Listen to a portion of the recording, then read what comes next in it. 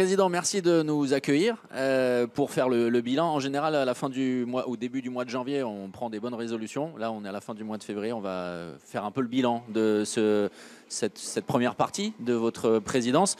Et finalement, Montpellier a connu des crises par le passé, extrasportives, l'affaire des paris truqués. Des crises sportives, finalement, pas tant que ça. Quand on regarde les résultats, est-ce que ce que vit actuellement le MHB est considéré comme une crise sportive? Une crise, je ne dirais pas ça parce qu'on a encore l'opportunité de pouvoir être parmi les premiers du championnat. On a eu aussi des périodes difficiles après l'affaire des paris sportifs où effectivement ça a été des saisons compliquées. On a même déjà terminé 4e du championnat il y a moins de 5 ans de ça. Donc aujourd'hui, en tout cas, c'est un peu tôt dans la saison pour parler de crise. Et surtout, je veux parler ce soir de rebond puisque effectivement on a tout mis en œuvre entre nous, les joueurs, le staff, tout le monde.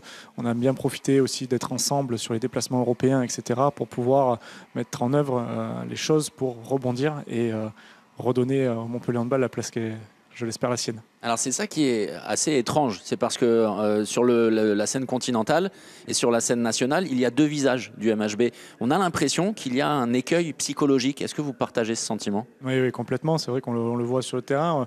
Des performances qui sont de façon européenne exceptionnelles. Et puis après, quand on arrive sur le championnat, des fois un peu plus compliqué, notamment pour certains joueurs. Alors effectivement, il y a peut-être un peu de pression du fait de cette volonté d'être parmi les meilleurs au classement, le fait de vouloir gagner chez nous, même ça devient compliqué paradoxalement, alors qu'en Coupe d'Europe, on joue relâché.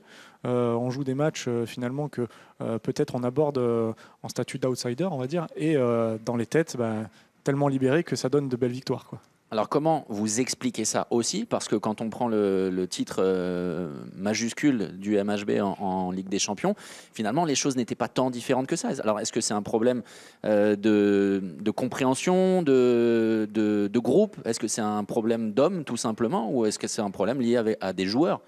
Aujourd'hui, je pense qu'il faut quand même aussi avoir conscience du renouvellement qu'il y a eu cet été. On a eu 7 joueurs qui sont partis, 6 qui sont arrivés. La moyenne d'âge du MHB aujourd'hui, c'est 26 ans.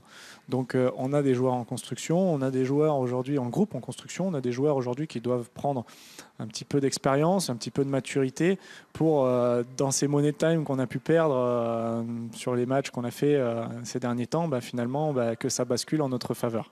C'est aussi la personne d'un homme, Patrice Canaillé, qui est en filigrane depuis des années des succès de Montpellier. Vous le côtoyez désormais de manière régulière parce que vous êtes devenu président. Vous avez renouvelé votre confiance à Patrice Canaillé pour 4 années supplémentaires. Et paradoxalement, c'est au moment finalement où les choses sont les pires, toute proportion gardée en termes de résultats, que ça intervient. Est-ce qu'il y a un problème en ce moment de message passé avec l'entraîneur et les joueurs? Oh, je pense pas. Je pense que les joueurs sont réceptifs. Je pense qu'aujourd'hui, tout le monde a à cœur de donner le meilleur de soi-même. Maintenant, il faut aussi qu'il y ait de la remise en question. Il faut aussi qu'on puisse poser les bases, mais sur vraiment des choses qui sont vraiment ciblées, quelles sont nos difficultés et quelles sont les choses qui sont à mettre en place, la communication à avoir entre les joueurs, entre le staff, entre tout le monde, pour qu'on puisse sortir le Montpellier Handball de cette mauvaise passe. Alors, il y a eu une déclaration un peu d'amour. En tout cas, on déclare sa flamme à quelqu'un quand on le convoite. Ça a été le cas de Patrice Canaillé pour la Fédération française de handball et pour évidemment l'équipe de France. Est-ce que ça n'a pas finalement amené un grain de sable dans le rouage montpelliérain? Est-ce que vous avez ce sentiment-là ou pas? Honnêtement, depuis qu'on a repris, j'ai pas vraiment ce sentiment dans le sens où l'équipe de France est restée derrière nous et ça a été d'ailleurs un des premiers mots que j'ai voulu avoir avec les joueurs, avec le staff, avec tout le monde quand on s'est retrouvé après la trêve. Aujourd'hui, on laisse l'équipe de France derrière nous, on laisse tout ça et puis on avance pour le club. Ça ne nous a pas pollué. Aujourd'hui, Patrice, effectivement, on parle de l'équipe de France, mais comme tout grand sportif, tout joueur, tout le monde rêve de l'équipe de France, donc je peux comprendre. Et puis dans son discours aussi, il souhaite l'aider. On parlait par exemple de pouvoir accompagner des joueurs aujourd'hui et dire à la fédération, on est capable, nous aujourd'hui, nous en club, de pouvoir accompagner certains joueurs pour qu'ils soient dans les meilleures dispositions possibles pour l'équipe de France. C'était aussi en ce sens qu'il tendait la main.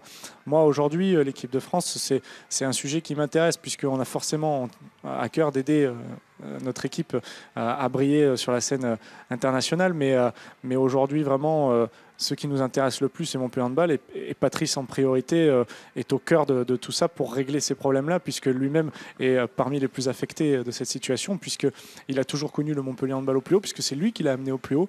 Et donc aujourd'hui, il a à cœur que ces choses-là ne changent pas, en tout cas à la fin de la saison, qu'on puisse dire que Montpellier Handball est toujours parmi les grands de la France, quoi. Et que Patrice Canaillé soit toujours, quelles que soient les circonstances et les situations, l'entraîneur du MHB. On parlait de la confiance renouvelée avec ces 4 ans de contrat supplémentaire, à l'image d'un Éric Maté à Chambéry, que vous connaissez bien, Éric Maté.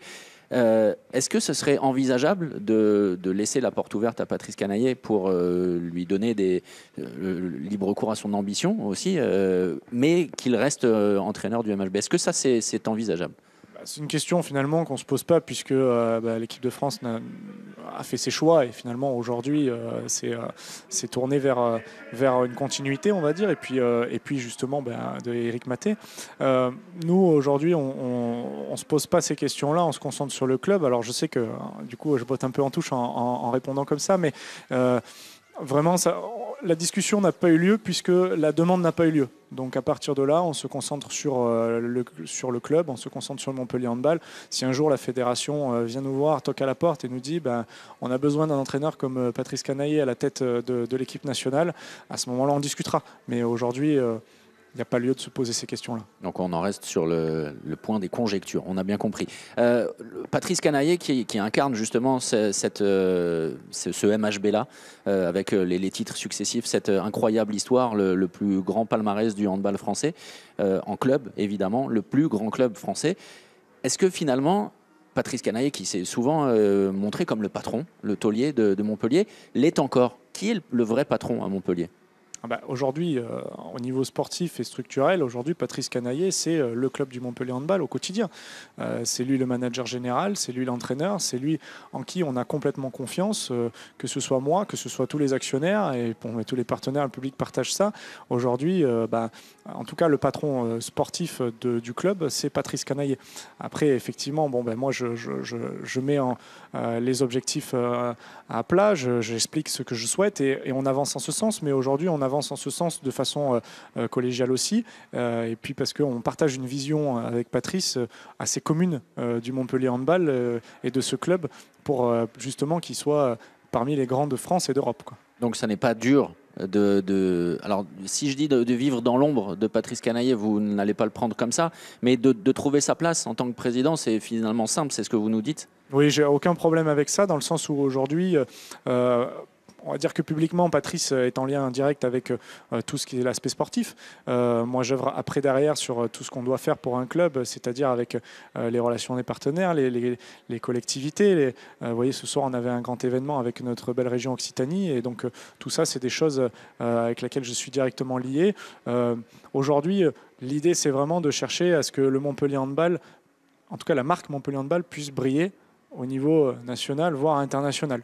Et qu'est-ce qu'on fait, comment on fait, nous, en équipe, pour arriver à ça? Après, c'est certain qu'aujourd'hui, s'il y a une décision à prendre, je serai, moi, le principal à la prendre. Mais dans tous les cas, aujourd'hui, on a une vision commune du Montpellier Handball et on arrive à avancer en ce sens en ayant chacun notre place et qu'on a trouvé naturellement dès le début en tout cas de ma présidence. Vous êtes un jeune président, pour terminer. L'apprentissage au quotidien, la remise en question permanente, tout ça, ce sont des choses qui vous parlent? Oui, alors après, c'est marrant parce que moi je fais beaucoup de parallèles avec le monde entrepreneurial, puisque forcément je viens de l'entreprise. Ça fait maintenant quelques années que je dirige des sociétés et finalement je fais beaucoup de parallèles. Et même dans cet état de difficulté avec les joueurs, le management en tout cas que j'ai opéré, c'est quelque chose que j'aurais fait moi dans un des magasins que je dirige. Finalement, il y a des similitudes et finalement je pense qu'on peut apporter différemment, en tout cas de chacun de notre position, des choses différentes pour pouvoir faire grandir ce club. Finalement, voilà, on est toujours en phase de remise en question, en phase d'apprentissage pour que on soit au mieux, mais c'est le principe d'une société, c'est le principe de la réussite, en tout cas moi je considère, et je sais que Patrice partage cette opinion, c'est effectivement on doit être en perpétuelle remise en question pour pouvoir aller toujours de l'avant et toujours au plus haut, viser les objectifs les plus élevés, quoi. Bon, c'est tout ce qu'on vous souhaite. Merci de nous avoir accordé cette interview, Merci, Président. Merci.